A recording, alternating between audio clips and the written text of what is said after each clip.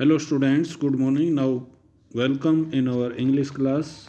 Student, today we shall discuss the question answer of this poem on killing a tree. So let's start. Here is our first question. Can a simple jab of the knife kill a tree? यानी जैब means strike, प्रहार, यानी कोई भी x, कोई भी knife का एक प्रहार क्या पेड़ को मार सकता है? अगर नहीं तो क्यों नहीं? Why not? So we can say that no, a single attack, a single or simple jab of knife can't kill a tree, because if we try to kill a tree, then we shall have to uproot it by keeping out the roots from the earth cave. जो अर्थ केव है वहाँ से जो है roots को uproot करना पड़ेगा, जो जड़ें हैं उनको निकालना पड़ेगा और उनको जो है सनलाइट में ड्राई करना पड़ेगा, तब जाकर हम पेड़ को मार सकते हैं। अदरवाइज़ हम पेड़ को काट तो सकते हैं लेकिन मार नहीं सकते। Second question, how has the tree grown it's full size? List the word suggestive of its life and activity. The tree has grown to its full size by taking sunlight from sun, water and we can say minerals from earth. धरती से पानी और जो दूसरे खनिज तत्व हैं वो अर्थ से लेता है, एयर एनवायरनमेंट से लेता है, सनलाइट सन से लेता है, and in this way the tree grew its full size slowly in a very slow process. बहुत ही धीमे तरीके से वो बढ़ता चला जाता है हमारे वातावरण में. Question third is there, what is the meaning of bleeding bark? What makes it bleed? Here word is bleed, double E, not double O. You will correct it. When we give any cut on the bark of the tree, then the shape in form of a liquid substance start to ooze out from that place where we try to give the cut in that tree, and that is the bleeding bark, to which we know as bleeding bark, जिसको हम bleeding bark के रूप में जानते हैं. And the bark of the tree start to bleed when it is chopped or cut. और पेड़ की जो बार्क है वो ब्लड यानी सैप, उसमें से लिक्विड स्पेस पे लिक्विड निकलना शुरू हो जाता है जब इसको हम काटते हैं, कट देते हैं वहाँ से. Question fourth is there, the poet says no in the beginning of their stanza. What does he mean by this? Poet कहता है नो, एक स्टेंजा में कहीं पोएट नो कहता है, इसका मतलब क्या है? Here no means that a tree can't be cut, can't be killed in the process of we can say cutting, in the process, through the process of chopping. Chopping means cutting. जो एक process है काटने का, उस process से हम पेड़ को नहीं काट सकते. तो इस नो का मतलब ये है. Here no means that we can't kill a tree only by the help of chopping. केवल काटने के दम पर या पेड़ को काटकर हम पेड़ को मार नहीं सकते. इसके लिए हमें uproot करना होगा. For this we will have to uproot completely for doing the murder of a tree.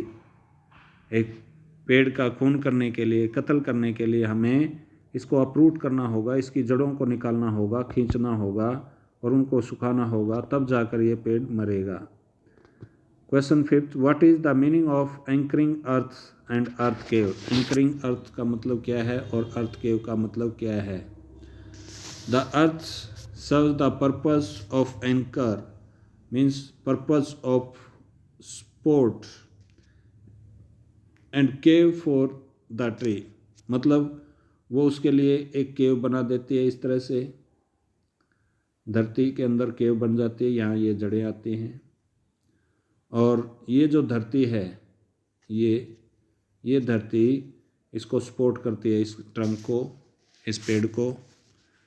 तो इसका मतलब यही है। एंकरिंग अर्थ का मतलब supporting earth and earth cave का मतलब whatever the cavity which take place in the earth due to presence of roots की प्रेजेंस के कारण जो कैविटी खाली स्थान बन जाता है उसको अर्थ केव बोला गया है।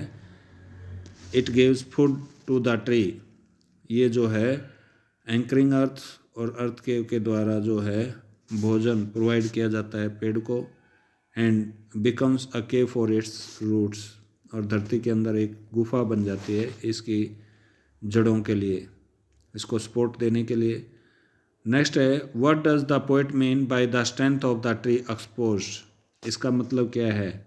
The strength of the tree exposed, इसका मतलब ये है कि the whole strength of the tree lies in its roots, जो पेड़ की पूरी ताकत है वो कहाँ स्थित है? इसकी जड़ों में है। So when a tree is uprooted then its strength is exposed in front of outer world, जब पेड़ को उखाड़ा जाता है जड़ से तब इसकी ताकत एक्सपोज कर दी जाती है, इसकी ताकत को दिखा दिया जाता है। किसके सामने? आउटर वर्ल्ड के सामने। अदरवाइज ये जब तक इसकी जड़ें धरती में हैं तब तक वो कोई उसको, उन जड़ों को देख नहीं सकता। And when these are uprooted then the strength of the tree is exposed in front of the whole world, पूरे संसार के सामने वो फिर एक्सपोज हो जाते हैं। और उनको एक्सपोज करने वाला कौन है? मैन हिमसेल्फ, आदमी खुद ही है जो पेड़ की ताकत को एक्सपोज करता है। Question 7, what finally kills the tree? पेड़ को आखिर में कौन मारता है?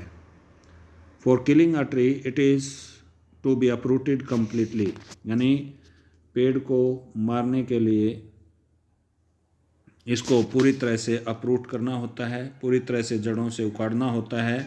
Then it should be kept in sun, इसके बाद जो है इसको सूरज की रोशनी में रखा जाता है फॉर ड्राइंग, सुखाने के लिए।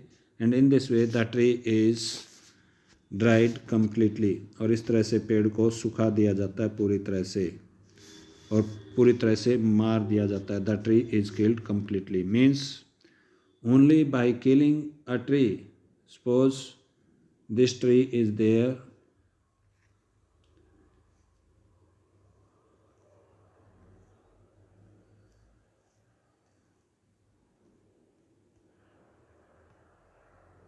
here are the leaves and branches,